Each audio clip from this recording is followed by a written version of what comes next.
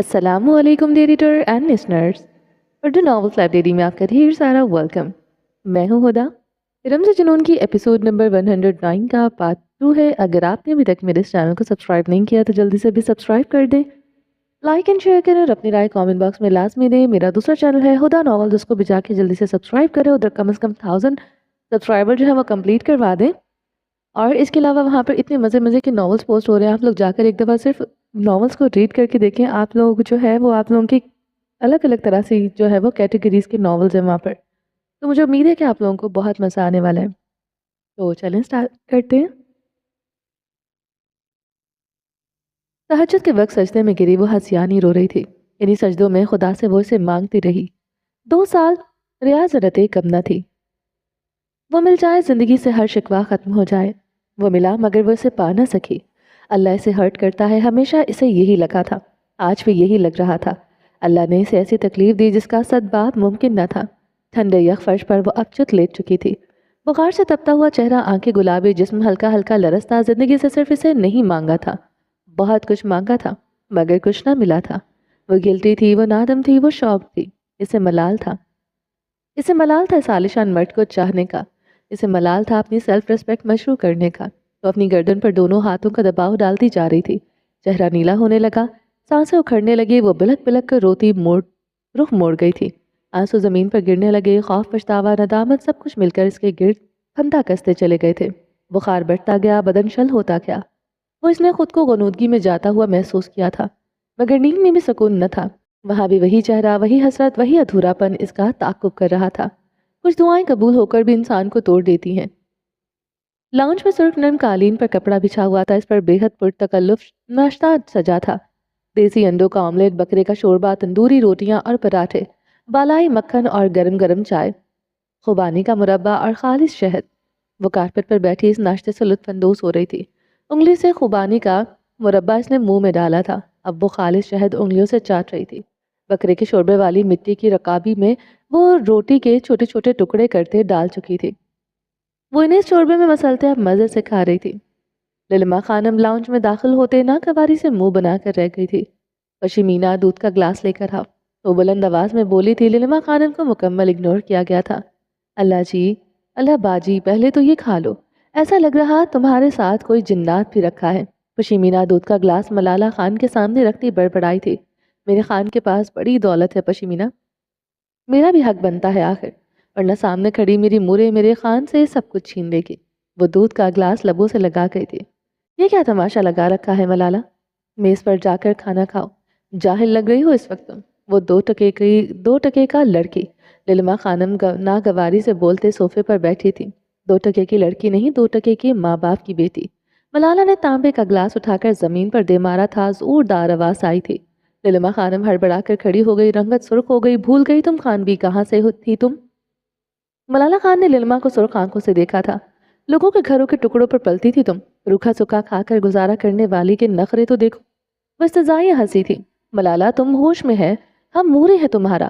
للما خانم غصے سے گرجی تھی۔ پشیمینہ جب تبریز نے طلاق دے کر خانم کو نکال دیا تھا تو بیچاری مجھے لے کر در بدر پھرتی تھی، کوئی بھی اسے رکھنے کو تیار نہ تھا۔ یہ بیچاری یہاں آ گئی، کبیر خان کی بیمار بیوی کی دن رات خدمت کی۔ وہ کیا کہتا میرا خان؟ ملالہ خان نے پرسوچ انداز میں اپنے گال پر انگلی رکھی تھی۔ ہاں، میری بیمار ماں کی الٹیاں صاف کرتی رہی۔ خان بھی نا، اصل میں خانم بی کی پس پردہ بے عزتی کر رہا ہوتا ہے۔ خانم بی کو آج تک نہیں پتا چلا۔ وہ پاگلوں کی طرح ہنستی جا رہی تھی۔ پشیمینہ لب دانتوں تلے دبائے للما خانم کو دیکھ رہی تھی، جن کی رنگت آگ کی طرح سرخ ہو رہی تھی۔ کبیر خان کی دوسری بیوی بننے کے لیے بڑی ہی محنت کی تھی۔ خانم بی نے اس کی بیوی کی نوکر بن گئی اور اس کے بچوں کی آیا بن گئی۔ وہ اپنی ہنسی روکتے آنکھوں میں استضائیہ للما خانم کو دیکھ رہی تھی۔ للما خانم غم و غصے سے ہانپنے لگی تھی۔ ملالہ باجی بس کر دو، اٹھو یہاں سے۔ پشیمینہ ملالہ کی طرف بڑھی، جس کا جسم بری طرح کانپ رہا تھا۔ وہ بخار سے تپ رہی ہے، صاف پتہ چل رہا تھا۔ تم جس بغیرت کا خون ہے، اسی کا اثر ہے ملالہ تم میں۔ تم سے وفا مل جائے، یہ تو ایسا ہوگا جیسے شیطان کا رشتہ بن جائے۔ للما خانم زہر خند لہجے میں گررائی تھی۔ مجھے کیا پتا میں کس بغیرت کا خون ہوں، ہو سکتا ہے تم نے میرے خون میں ملاوٹ کر دی ہو، پتہ نہیں میں تبریز کی بیٹی ہوں بھی کہ نہیں۔ وہ اپنی بات مکمل بھی نہ کر سکی تھی کہ للما خانم اس کے گال تھپڑوں سے سرخ کر چکی تھی۔ تمہیں پیدا ہوتے ہی میں مار دیتی اچھا تھا، بد کردار بد چلن ہو تم۔ للما خانم اپنے حواس کھوتی سے تھپڑ مارتی جا رہی تھی۔ تم مار دیتی مجھے، زندہ کیوں رکھا تم نے؟ وہ ہذیانی چیخیں تھی، جو سلوک تم میرے ساتھ کرتی رہی وہ کوئی بھی ماں اپنی بیٹی کے ساتھ نہیں کرتی۔ سچ بتاؤ، میں تمہاری بیٹی ہوں بھی کہ نہیں؟ بتاؤ کہاں سے لائی تھی تم مجھے؟ وہ چیختے ہوئے رو پڑی تھی۔ تم جیسے بیٹیوں کے ساتھ ایسا ہی سلوک کیا جاتا ہے، تم جیسے بد کردار بد چلن۔ وہ ہانپتے ہوئے نفرت سے منہ پھیر گئی تھی۔ کیا میں 5 سال کی عمر میں بھی بدکاری کرتی رہی؟ کیا میں نے پیدا ہوتے ہی بد چلنی شروع کر دی تھی؟ خانم بھی، میں تو آپ سے محبت بھرے لمس کو ہمیشہ ترستی رہی۔ مجھے کیوں یاد نہیں آتا آپ نے مجھے کبھی مسکراتے ہوئے دیکھا ہو؟ وہ زخمی لہجے میں سوال کر رہی تھی۔ تم جس کی بیٹی ہو، مجھے اس سے نفرت تھی، اس لیے تم سے بھی نفرت ہے، اور تم سے نفرت کر کے میں نے ہمیشہ تبریز سے بدلہ لیا ہے۔ وہ تنفر سے کہتے اس کے سامنے صوفے پر بیٹھی تھی۔ ملالہ خان یاسید سے للما خانم کو تکے گئی۔ درد ہی درد وجود میں اترتا گیا، محرومیوں کا درد۔ ہو گیا بدلہ پورا کیا خانم بھی؟ ہو گئی میرے باپ کو میری قدر خانم بھی؟ رو رو کر وہ مجھے تم سے مانگتا رہا کیا؟ گڑ گڑایا کبھی وہ کیا؟ کہاں آ کر کہ میری بیٹی کے ساتھ یہ سلوک مت کرو؟ مولانا خان کے ہر سوال میں کرب ہی کرب تھا۔ نہیں آیا نا وہ کبھی میرے لیے تمہارے پاس؟ وہ کراہ اٹھی تھی، سر میں درد کی چیزیں اٹھ رہی تھی۔ تم دونوں کے پاس مجھ سے نفرت کرنے کی ایک وجہ نہیں تھی، مگر مجھے برباد کرنے کی 100,000 وجہ رہی ہے۔ اس کے کپکپاتے لبوں پر مغموم مسکراہٹ تھی، آنکھوں سے سیال مادہ بہ رہا تھا۔ تم جیسی ماں کو خدا اولاد ہی کیوں دیتا ہے؟ مجھے قرض کیوں بنایا خانم بھی، کیوں؟ خدا تم سے تمہارا سب چھین لے، خدا تم سے تمہاری سب سے عزیز چین چھین لے۔ وہ متوحش ہوتے اپنے بال نوچنے لگی۔ بکواس بند کرو، تم جیسی بد کردار بد چلن لڑکی کو خدا کبھی معاف نہیں کرتا۔ تمہاری بد دعائیں خدا سننے لگے تو کیا ہی بات ہے۔ خانم بھی تمسخراتی مسکرائی تھی، چہرہ دھواں دھواں تھا۔ جب تمہارے پاس میرے سوالوں کا جواب نہیں ہوتا، تم مجھے بد چلن آوارہ کہتے خاموش کروا دیتی ہو۔ جانتی ہو اچھی طرح مجھے ان حویلی کی دیواروں سے بھی ڈر لگتا ہے، کہیں کوئی میرے خان کو بتا نہ دے کہ مجھے میری ماں نے بد کردار کہا۔ ڈر ہی ڈر، پچھتاوے ہی پچھتاوے ہیں خانم بھی۔ پتہ نہیں یہ گلٹ کب میری جان چھوڑے گا۔ وہ یاسید سے بولتے اپنا سر صوفے پر رکھ گئی تھی۔ تم نے مجھے مجبور کیا میں وہ سب کروں۔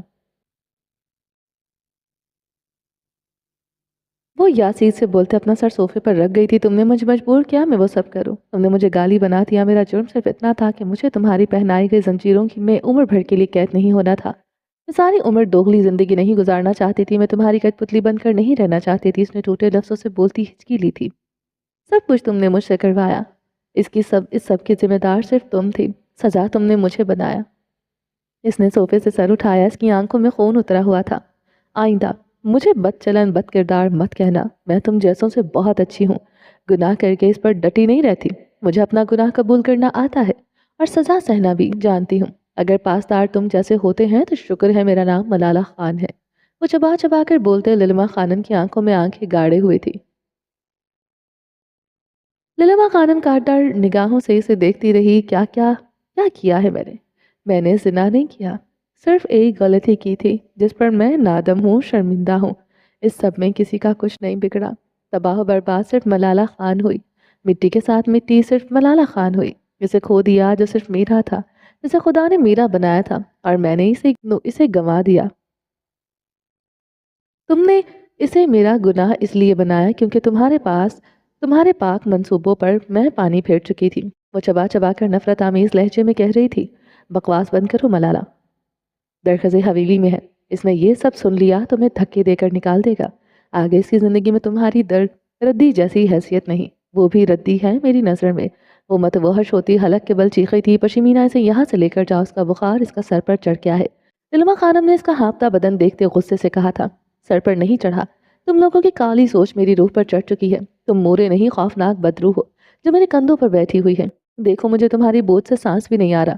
وہ اپنی گردن پر ہاتھ رکھ گئی تھی، اسے سانس آنا بند ہوئی تھی۔ پشمینہ ملالہ کی طرف بڑھتے اسے زمین سے اٹھانے لگی۔ وہ اپنے دکھتے سر کو جکڑے لڑکھڑاتے ہوئے کھڑی ہوئی تھی۔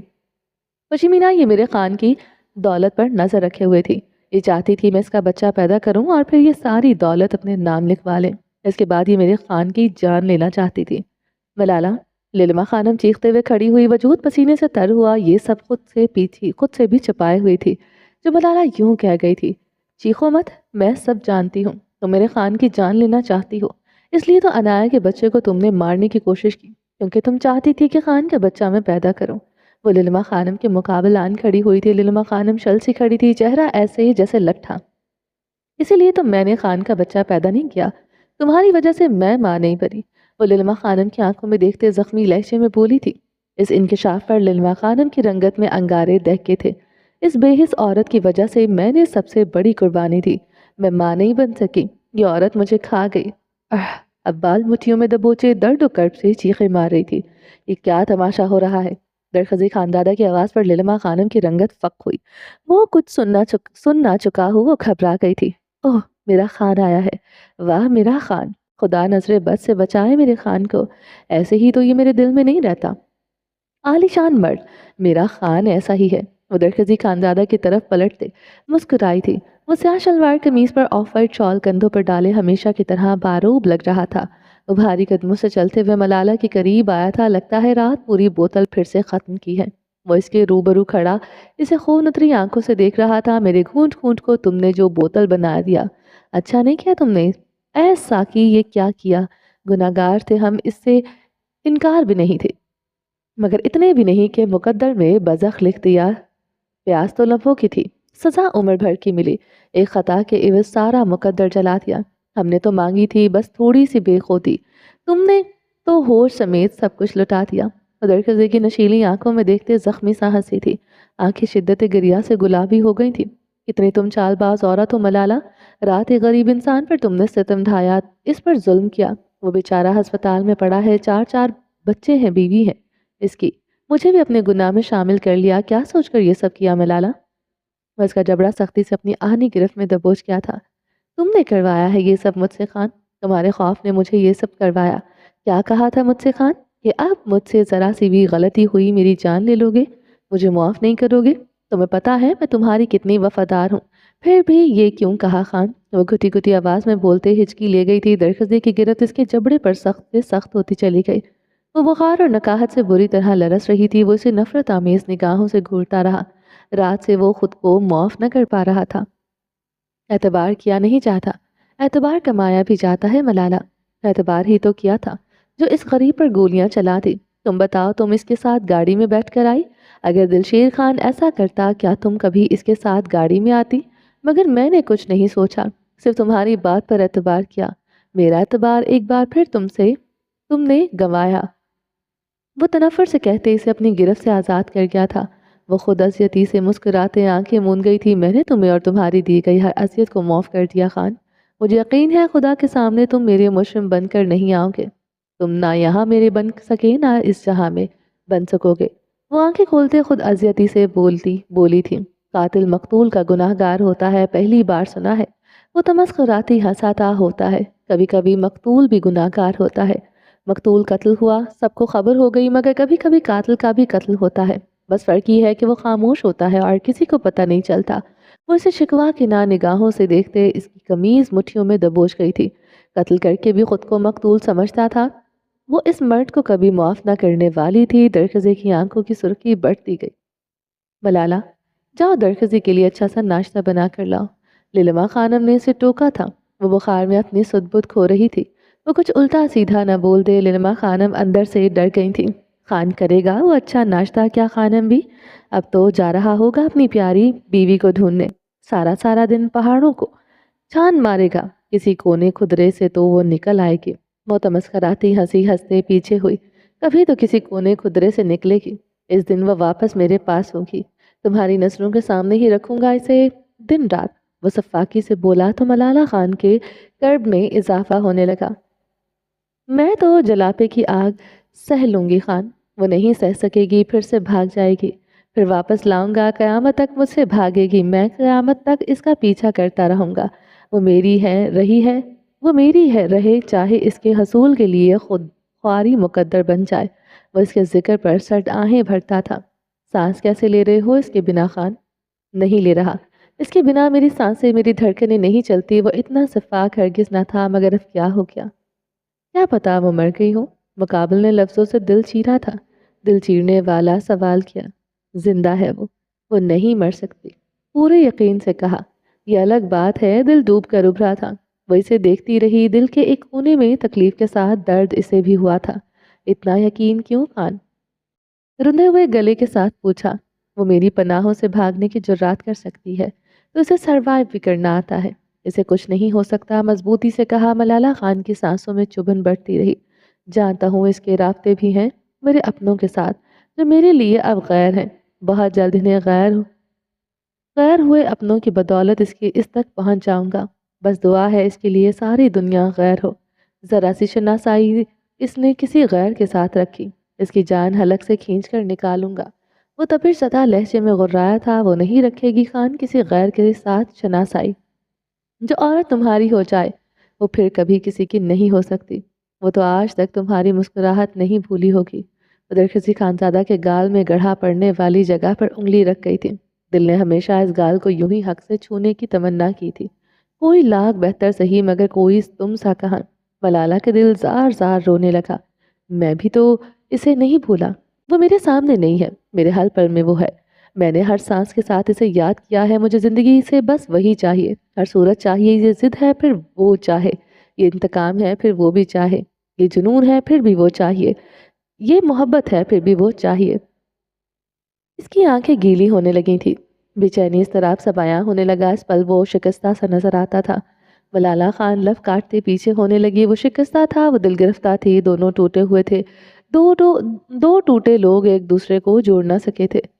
फोन रिंगिंग पर दरखजी खानजादा ने कमीज की जेब से फोन निकालते कान से लगाया। फोन पर मिलने वाली खबर पर इसके कदम डगमगाए थे। हाथ बुरी तरह कपकपाया था। वो तेज तेज कदमों से दाखिली दरवाजे की तरफ बढ़ने लगा। मलाला खान इसके कदमों की उजलत पर जलने लगी। झुकते हुए पानी का ग्लास उठाया। पूरी कुव्वत से इसने खींचकर दरकजी खानजादा के पुष्प पर दे मारा था। तांबे का भारी ग्लास दरकजी खानजादा के कंधे से टकराता जमीन बोस हुआ था। कंधे में शदीद दर्द उठा था। दरकजी ने पलटते हुए इस पर खूंखार निगाह डाली। वो गहरे सांस लेती, मुठ्ठियां भींचती इसे देख रही थी। गुलाबी आंखें सुर्ख थी। हर तकलीफ का जैसे अजाला हो गया था।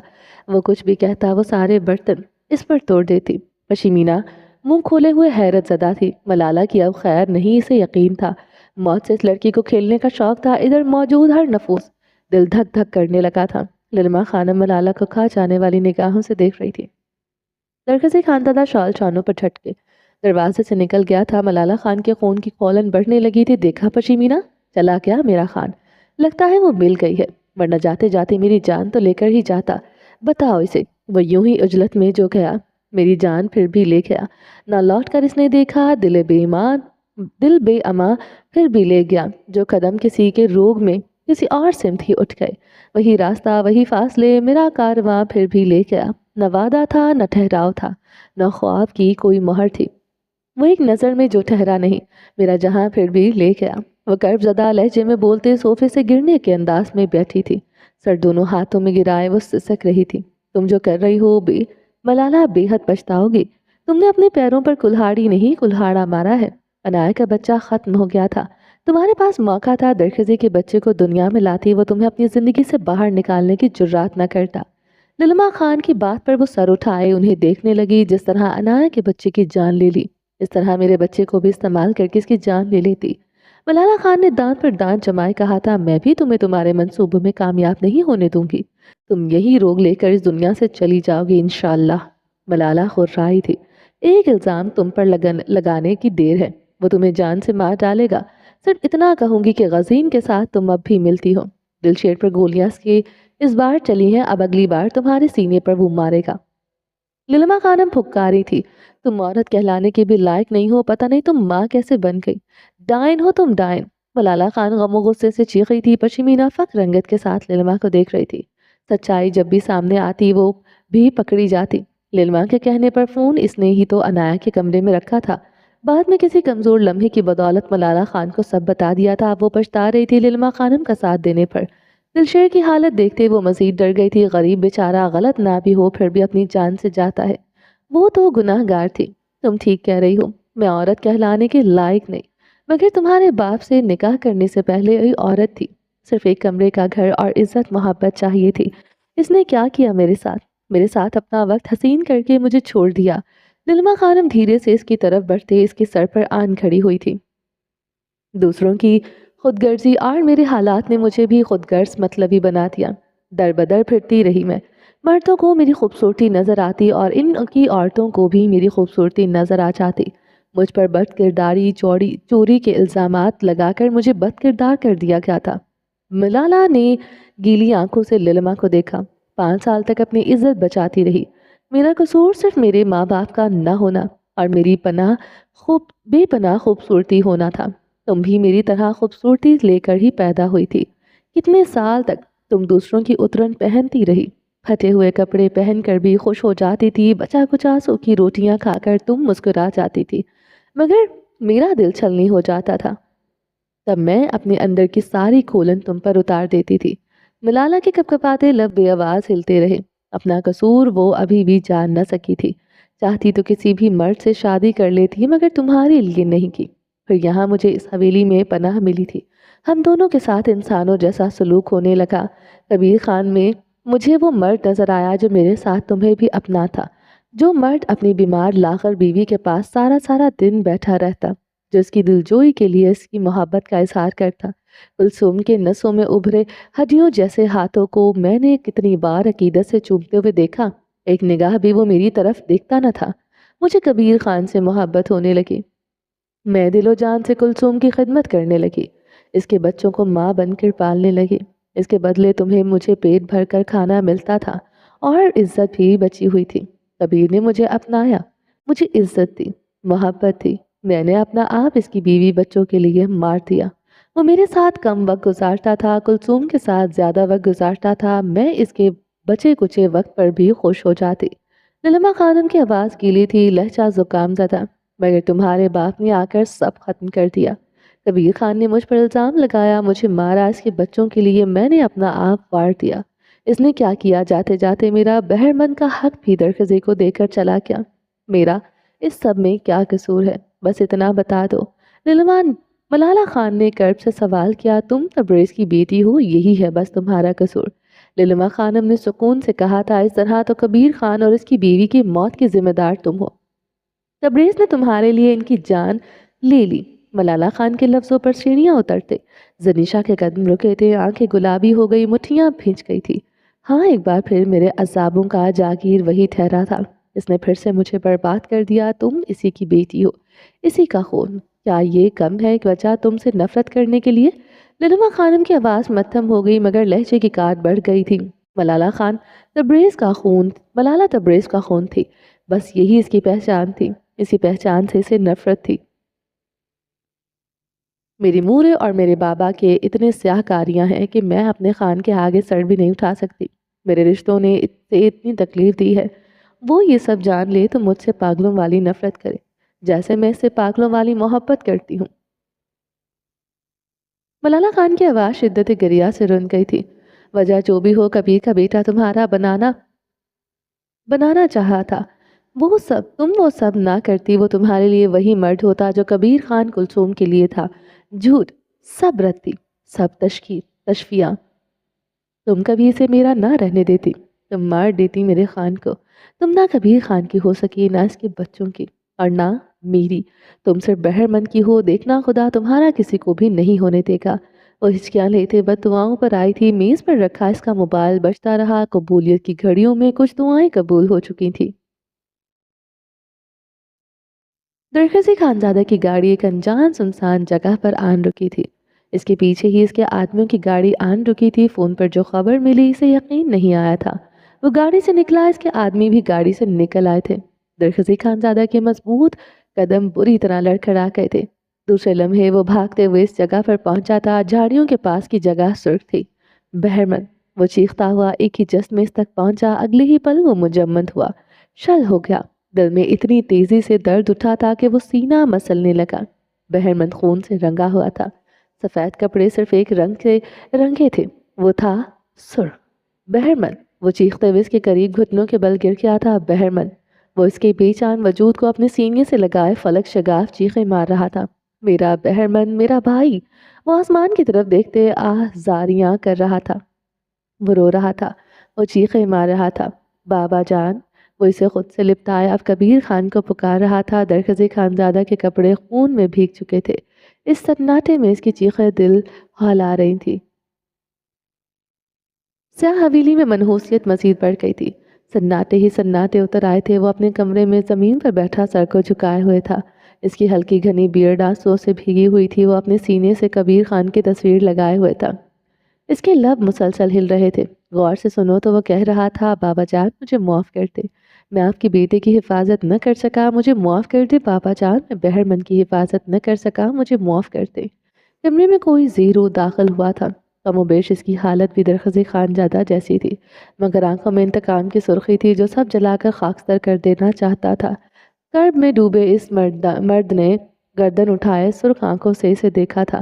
تم اسی لائق ہو درخزے، تم اسی لائق ہو، تم ایک کمزور سردار ہو جو اپنے ہی بھائی کی حفاظت نہ کر سکا۔ کمرے میں گونجتی بلند آواز درخزی خانزادہ کو پاگل کر رہی تھی۔ چپ، چپ، خدا کے لیے چپ، وہ لبوں پر انگلی رکھے ہوئے کہہ رہا تھا۔ یہ آواز، یہ الزام اسے نیم پاگل کر رہے تھے۔ تم مرد ہونے کے لائق نہیں، تم سردار ہونے کے لائق نہیں، تم کچھ نہیں کر سکتے۔ اسے ایک ٹراما میں دھکیلا جا رہا تھا۔ انتقام، صرف انتقام۔ اس مرد کی ساری زندگی انتقام کی نظر ہو گئی تھی، مگر چین ابھی بھی کسی کو نہیں آیا تھا۔ تم مرد ہوتے ہو یوں چپ کر نہ بیٹھتے، اپنے جوان بھائی کے قتل کا بدلہ لیتے، مگر تم تو چھپے بیٹھے ہو کسی نامرد کی طرح۔ للما خانم اس کے سامنے کھڑی اس کے کانوں میں زہر انڈیل رہی تھی۔ خدا کے لیے چپ ہو جاؤ خانم بھی، وہ بدوقت اتنا ہی کہہ سکا تھا۔ انتقام سے اسے بھی پاگل کیے ہوئے تھا۔ وہ اپنے اندر کے شعلوں کو بھڑکنے نہیں دے رہا تھا، ورنہ انصاف کی دھجیاں اڑ جاتی۔ کیسے چپ ہو جاؤ؟ میرا جوان بیٹا مر گیا اور تم بزدلوں کی طرح چپ کر بیٹھے ہوئے ہو۔ کیا کروں میں، کیا کروں؟ وہ ہذیانی چیخا، بال نوچ ڈالے۔ اس کا جوان بھائی مر گیا تھا؟ آگ میں تو وہ بھی جل رہا تھا۔ انتقام لو، مار ڈالو ان سب کو جیسے انہوں نے میری بیٹی کو مار دیا۔ وہ انتقام کی آگ میں اپنے حواس کھو رہی تھی۔ جانتی ہیں کیا ہوا تھا؟ کیوں بہرمند کو مارا ان لوگوں نے؟ وہ وحشت زدہ آنکھ لیے ان کے مقابل آن کھڑا ہوا تھا۔ کیا ہوا تھا؟ وہ انجان بن گئی۔ رہ گیا صرف سفاک انتقام۔ دوسروں کی عزت کو عزت نہ سمجھنے والوں کا یہی انجام ہوتا ہے۔ وہ ایسے ہی موت مرتے ہیں، سمجھے اس بات کو۔ میں انتقام نہیں لے سکوں گا۔ وہ للما خانم کے ہاتھ پکڑے عاجزی سے رحم کی درخواست کرنے لگا۔ ایک بار وہ انتقام کی لپیٹ میں آ گیا، وہ اپنا انسان ہونا بھول جائے گا۔ وہ جانتا تھا تم مرد نہیں ہو درخزے، تم ایک بزدل انسان ہو۔ تم اپنی گھر کی عورتوں تک کو نہ بچا سکے۔ اف ہے تمہارے سردار ہونے پر۔ تمہاری بیوی تمہاری حویلی سے بھاگ گئی، تم کچھ نہ کر سکے، اب کیا کرو گے؟ وہ تنفس سے کہتے اس درد کے ساتھ کھیل رہی تھی۔ وہ گہرے سانس لیتے اپنے بال مٹھیوں میں دبوچے ہوئے تھا۔ تم بے بس ہو درخزے، تمہاری بہن اتنا عرصہ غیروں میں پلی اور تمہیں خبر نہ ہو سکی۔ اب تمہاری بیوی کہاں ہے؟ تمہیں کچھ پتا نہیں۔ تم پر تف ہے درخزے، تم مرد نہیں ہو۔ وہ اس کی خون اتری آنکھوں میں دیکھتے کہہ رہی تھی۔ بہرمند نے اس لڑکی کی عزت کے ساتھ کھیلنے کی کوشش کی خانم بھی۔ وہ توڑ توڑ کر لفظ ادا کرتے انہیں ظالم بننے سے روک رہا تھا۔ جھوٹ ہے یہ، میں نہیں مانتی۔ بہرمند نے یہ سب نہیں کیا، اگر کیا بھی ہے تو بدلہ پھر بھی تم لوگے، تمہیں بدلہ لینا ہوگا، ورنہ میں اپنی جان لے لوں گی۔ وہ درخزی خانزادہ کی شرٹ مٹھیوں میں دبوچے چیخ چیخ کر رو دی تھی۔ سب کو پتا ہے بہرمند نے جو کیا، کیسے۔ اس کی آواز کسی کھائی سے آتی سنائی دیتی تھی۔ مجھے نہیں پتا، مجھے انتقام چاہیے۔ میری بیٹی کی لاش واپس آئی تھی، ان کے گھر میں 3 لاشیں جانی چاہیے۔ وہ درخزے کا سینہ پیٹتے اس کے قدموں میں گر گئی تھی۔ وہ تڑپتے ہوئے ان نشانوں سے تھامے کھڑا کر گیا تھا۔ مار ڈالو انہیں، جنہوں نے میرے لخت جگر کو ختم کر دیا، جنہوں نے میرے دل کے ٹکڑے ٹکڑے کر ڈالے۔ وہ سراپا انتقام تھے۔ اس انتقام میں وہ درخزی خانزادہ کو بھی جلا کر راکھ کر دینا چاہتی تھی۔ اب کبیر خان کی ایک نہیں 2 بیٹیوں نے موت کی نیند سونا تھا۔ ایک گھر برباد ہو گیا تھا، بے گناہ جانیں چلی گئی۔ بے وجہ نفرت بہرمند خان نہیں تو درخزی خانزادہ نہیں۔ نفرت کے اس کھیل میں کیا ایک اور جان نے بھی چلے جانا تھا؟ وہ جرگے کے عین بیچ سرخ آنکھیں لیے بیٹھا تھا۔ وہ آنکھیں جو نیند کی کمی سے نہیں انتقام کی آگ سے جل رہی تھیں، آج وہاں بیٹھے انصاف کی دھجیاں اڑائی جا رہی تھیں۔ پیسہ، رتبہ اور سرداریت سب ایک صف میں کھڑے تھے، اور سچ کہیں دور بے آواز رو رہا تھا۔ بہرمند ایک بچے کا باپ بننے جا رہا ہے، وہ بلند آواز میں کہہ رہا تھا۔ اس کی ایک بیوی ہے، وہ یہ سب کیوں کرے گا؟ جیسے باپ بننا گناہ دھونے کے سند ہو، جیسے ایک بیوی ہونا ہر الزام سے بری ہونے کا پروانہ ہو۔ صبور حیات نے اسے اس رات خود بلایا تھا۔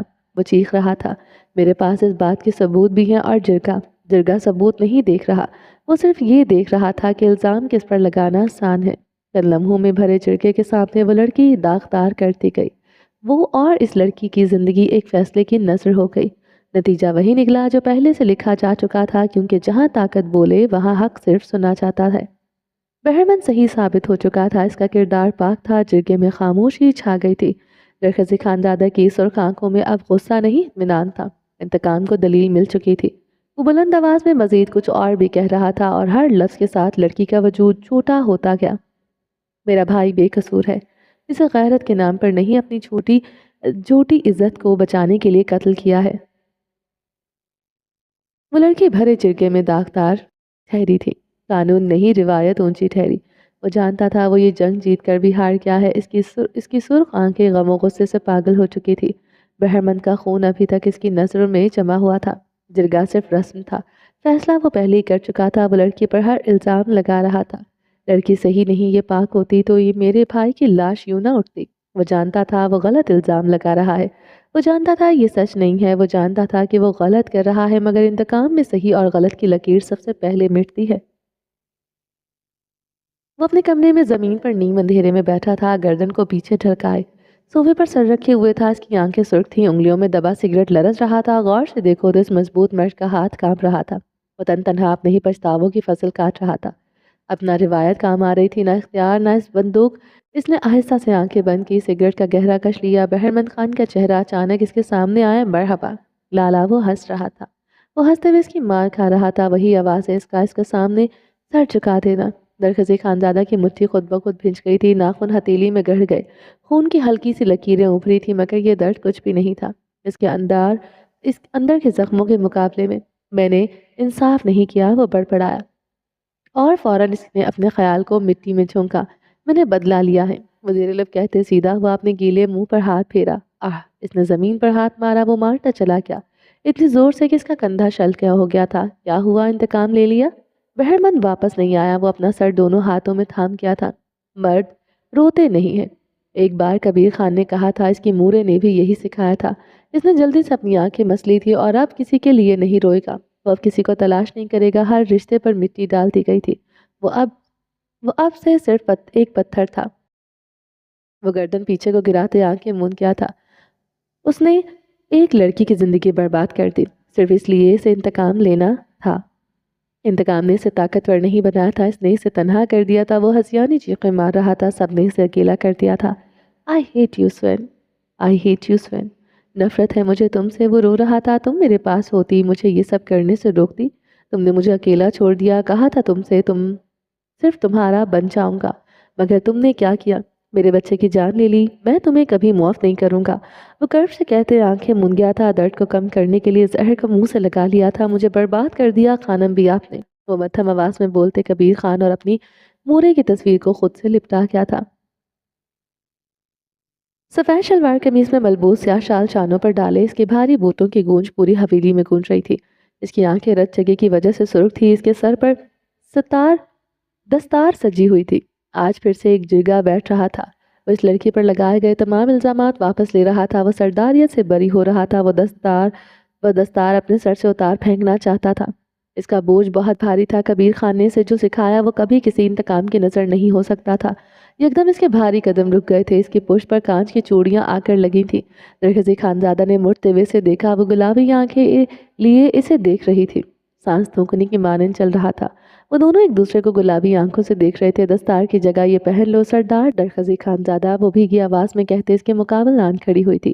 میں سارے الزامات واپس لے رہا ہوں، اس لڑکی کے بھائی سے قصاص واپس لیا جائے گا۔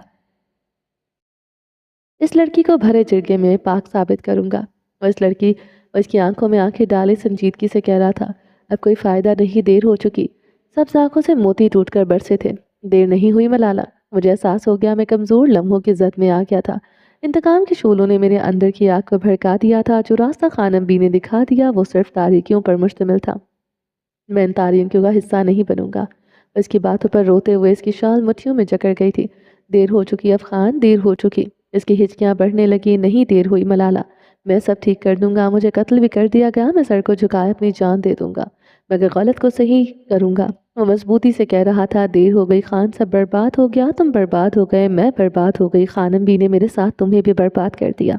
ہچکیاں ماتم میں بدلنے لگی، کہا نا کچھ برباد نہیں ہوا، میں سب ٹھیک کروں گا، غلط کو غلط کہنے کے لیے جرگہ چاہیے ہوتا ہے جو میرے پاس ہے۔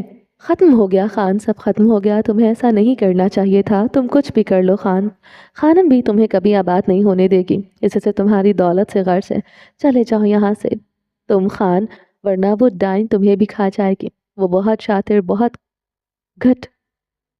درخزی خانزادہ اس کی بات مکمل ہونے سے پہلے اس کے بال گتی سے دبوچ گیا تھا۔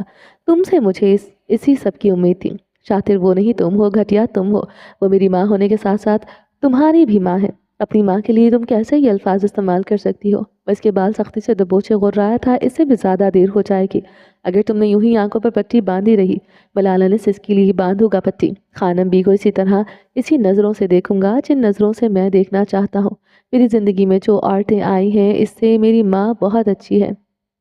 خانم بی کو دولت چاہیے تو میں کچھ بھی کر کے ساری دولت بہرمند کے بچے کے نام کر دوں گا، سمجھی تم؟ وہ اسے بے دردی سے دھکا دیتے داخلی دروازے سے نکل گیا تھا۔ ملالہ خان اونھے منہ جا گری تھی۔ تم کچھ بھی کر لو ملالہ، درخزی تمہاری باتوں میں کبھی نہیں آئے گا، درخزی کا بچہ اب تم پیدا کرو گی اور درخزی کو جان سے جانا ہوگا۔ للما خانم اس کے پاس آتے پھکاری تھی، کیا کرو گی؟ دولت کا خانم بھی، جب رشتے ہی تمہارے پاس نہ بچیں گے، ابھی بھی وقت ہے، سنبھل جاؤ، یہ نہ ہو تمہارے پاس پچھتاووں کے لیے بھی کچھ نہ بچے۔ وہ کھڑے ہوتے للما خانم کی آنکھوں میں آنکھیں گاڑ گئی تھی، میرا بہرمند چلا گیا، اس کے بچے کا ہوگا اب یہ سب۔ للما خانم کی بات پر ملالہ خان بھیگا سا مسکرائی تھی، اگر تم بہرمند کے سینے میں زہر انتقام نہ بھرتی تو آج وہ شاید زندہ ہوتا۔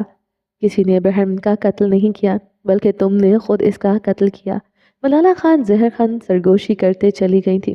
للما خانم کی آنکھوں میں انتقام زندہ رہا، جلتی آگ کے لاوے سے چنگاریاں ہی چنگاریاں روشن تھی، لکڑی کے جل کر چٹکنے کی آوازیں تھی، آگ پوری طرح روشن تھی۔ کھلے میدان میں چارپائیوں پر بہت سے مرد بیٹھے تھے، وہ دستار پہنے ایک چارپائی پر بیٹھا نظریں جھکائے ہوئے تھا، پستول پر جمع اس کا ہاتھ کانپ رہا تھا۔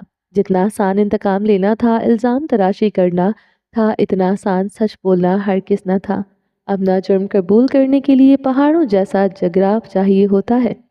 کل اس کے جھوٹ بولنے پر سب اس کے ساتھ کھڑے تھے، آج اس کے سچ بولنے پر کوئی اس کے ساتھ نہیں ہوگا۔ وہ جانتا تھا، اس نے نگاہیں اٹھائے، سب کو دیکھا، سب کی نگاہوں کے لیے اس کے لیے تقدس تھا، عزت تھی، وہ غلط تھا، پھر بھی کسی کی جرات نہ تھی اس کے سامنے اسے غلط کہا جائے۔ اب جب وہ اعتراف جرم کرے گا، جب وہ قبول کرے گا اس نے انتقام کے لیے ایک لڑکی کی کردار کشی کی، وہ لڑکی جو وکٹم تھی، سب کی نگاہوں میں اس کے لیے عزت ختم ہو جائے گی۔ درخزی خانزادہ نے گردن گھمائی، صنوبر کے بھائی اور باپ ایک طرف کھڑے نظر آئے، ان کی گردنیں جھکی ہوئی تھی، وہیں کھڑا صنوبر کا 10 سالہ بھائی اسے سرخ آنکھوں سے دیکھ رہا تھا، اس کی آنکھوں میں وہ نفرت دیکھی تھی درخزی نے کہ وہ بیٹھے بیٹھے ان نظروں سے تپش زدہ ہو گیا تھا، پسینے میں بھیگ گیا۔ وہ 10 سالہ بچہ باغی آنکھیں لیے کھڑا تھا، اس کے ہاتھ میں ایک پتھر تھا، وہ اسے مارنا چاہتا تھا مگر وہ ہمت نہ کر پا رہا تھا، مگر کب تک؟ درخزی خانزادہ نے گہری سانس لیتے دستار اپنے سر سے اتار کر چارپائی پر رکھی، وہ ہلکا پھلکا ہوا تھا، دستار کا بوجھ واقعی میں بھاری تھا، یہ تخت نہیں پہاڑ تھے جو اس کے وجود پر لاد دیے گئے تھے، وہ اس بوجھ کو اٹھانے کے اہل نہیں تھا۔ اس میدان میں آوازیں بڑھنے لگی، اس نے سب کو دیکھتے ایک نگاہ پھر سے صنوبر کے 10 سالہ بھائی کو دیکھا، وہ اسے دیکھتے مسکرایا، اس نے نفرت سے منہ پھیر لیا۔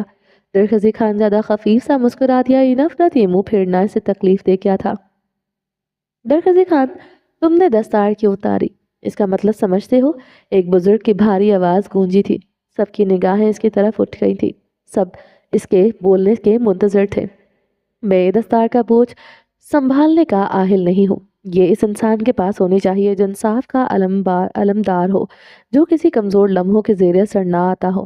درخزی خانزادہ کی آواز گونجی تو ہر طرف خاموشی چھا گئی، اس کی آواز کے ساتھ لکڑیوں کے چٹکنے کی آوازیں آتی رہیں۔ مجھے احساس ہو گیا ہے میں نے بہت غلط کیا ہے، میں نے گناہ کیا ہے، کچھ گناہوں کی معافی بھی نہیں ہوتی، اس گناہ میں کسی کے کردار پر الزام تراشی کرنا ہے۔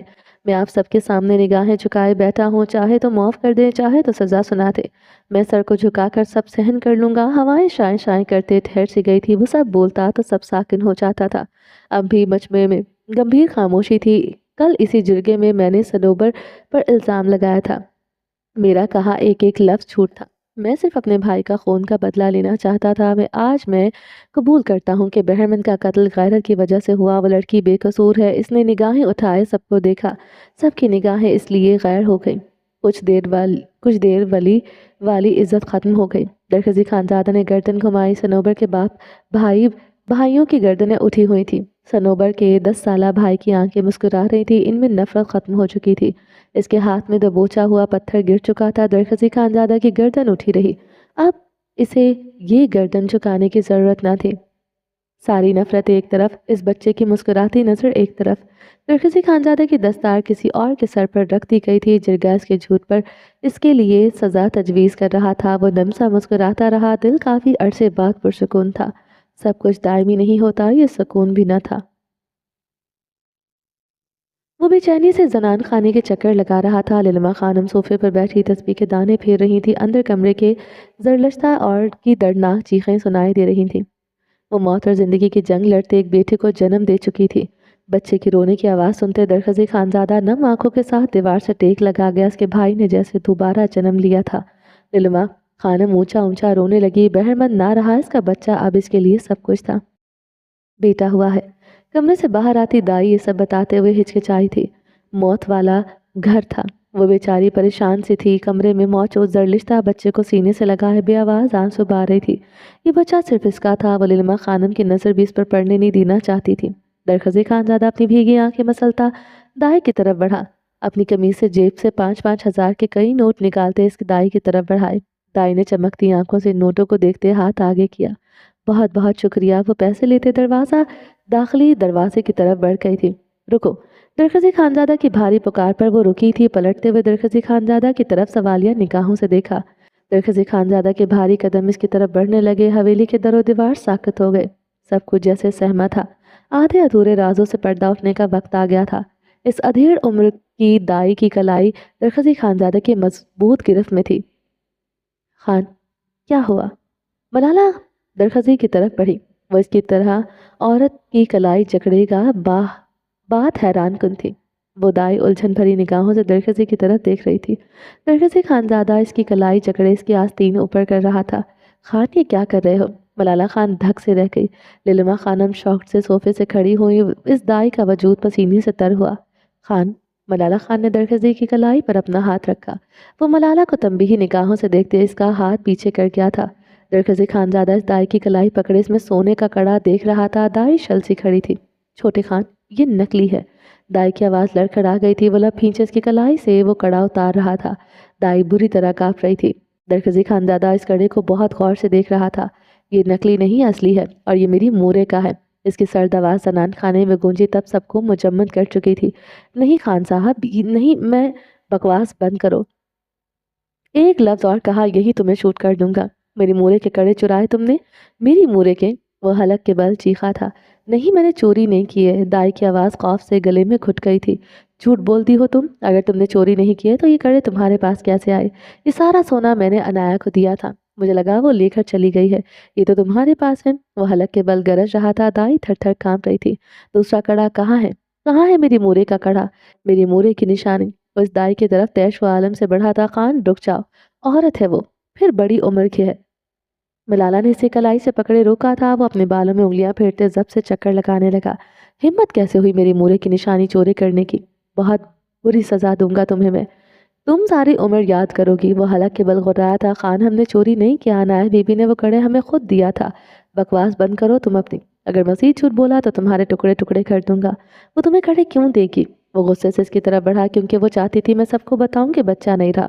दरखजी खानजादा के कदम रुके थे। आंखों में उलझन बढ़ने लगी। क्या मतलब इस बात का? क्या कहना चाहती हो? वो गुस्से से अपनी और दाई के दरमियान 4 कदम का फासला तय कर गया था।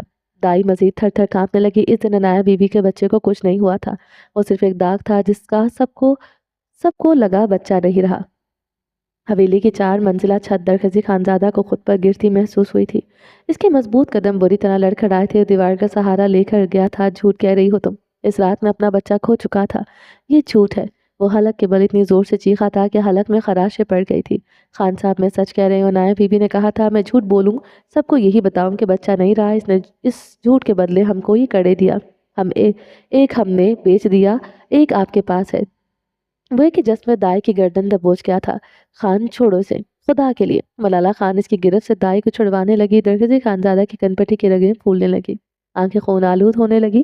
نلما خانم دل پر ہاتھ رکھتے کھڑی تھی، یہ نہیں ہو سکتا تھا۔ درگزی خانزادہ کی عنایت سے اولاد کی سی قیمت دنیا میں نہیں آ سکتی تھی۔ اگر سے پتا ہوتا کہ وہ عنایہ کو یہاں سے نکلنے میں کبھی کامیاب نہیں ہونے دے سکتی تھی۔ میرا بچہ مرا نہیں تھا، تم نے جھوٹ بولا، میرے بچے کو مرا ہوا کہا، میں تمہیں نہیں چھوڑوں گا۔ وہ زخمی شیر کی طرح مانند دہاڑتے اس کی گردن پر گرفت مضبوط کرتا جا رہا تھا۔ دائی کی آنکھیں باہر کو بلائیں تھی۔ خان چھوڑو اسے، وہ مر جائے گی۔ ملالہ خان نے پوری قوت لگائے درخزی کو پیچھے کرنا چاہا۔ درخزی خانزادہ دائی کو ایک جھٹکے سے چھوڑتا پیچھے ہوا۔ وہ حلق کے بل چیختے ہوئے لاؤنج کے فرنیچر کو ٹھوکر مار رہا تھا۔ برباد کر دیا مجھے اس عورت نے، تباہ کر دیا، میرے ساتھ میرے بچے کو بھی لے گئی، نہیں چھوڑوں گا اسے۔ وہ فگار دل کے ساتھ چیخ رہا تھا، اس کا دل سچائی سے پھٹ رہا تھا، سینے پر پہاڑ گر رہے تھے۔ یہ دھوکہ، یہ جھوٹ وہ سہن نہیں کر پا رہا تھا۔ یہ دھوکے، یہ جھوٹ کوئی اور بولتا وہ سہن کر جاتا، مگر یہ دھوکہ اس کی سوہن نے دیا تھا۔ نہ وہ یقین کر پا رہا تھا، نہ سہن کر پا رہا تھا۔ سینے کی چمڑی کے اندر چھپا دل شدت سے رو رہا تھا۔ اس مرد کے لیے آج سے وہ عورت غیر تھی۔ سب ختم تھا، دل گرفتار تھا، اپنے کمرے کی طرف بڑھ گیا تھا۔ اب بند کمرہ ماتم زدہ تھا۔ اتنے ماہ بعد یہ راز فاش ہونے پر یہ کمرہ ماتم کنا تھا۔ کل یہاں کسی اور کا دل ٹوٹ کر چکنا چور ہوا تھا، آج نشانہ کوئی اور بنا تھا۔ دونوں کے دل ٹوٹنے پر یہ کمرہ کی یہ دیواریں افسردہ تھی۔ 2 دن تک یہ کمرہ ماتم زدہ رہا۔ پورے 2 دن بعد وہ کمرے سے باہر نکلا تھا، بال بھیگے تھے، سفید رنگت کی شلوار قمیض پر براؤن رنگ کی مردانہ شال اوڑھے ہوئے تھا۔ اس کی آنکھیں اندھڑ جذبے سے آ رہی تھی۔ وہ عورت اس کے لیے غیر تھی۔ اب اسے ڈھونڈ کر صرف اپنا بچہ اس سے لینا تھا۔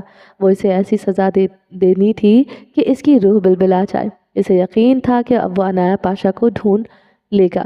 اب اس کی تلاش میں انتقام بھی شامل ہو چکا تھا، عنایہ پاشا کو برباد کرنے کا انتقام۔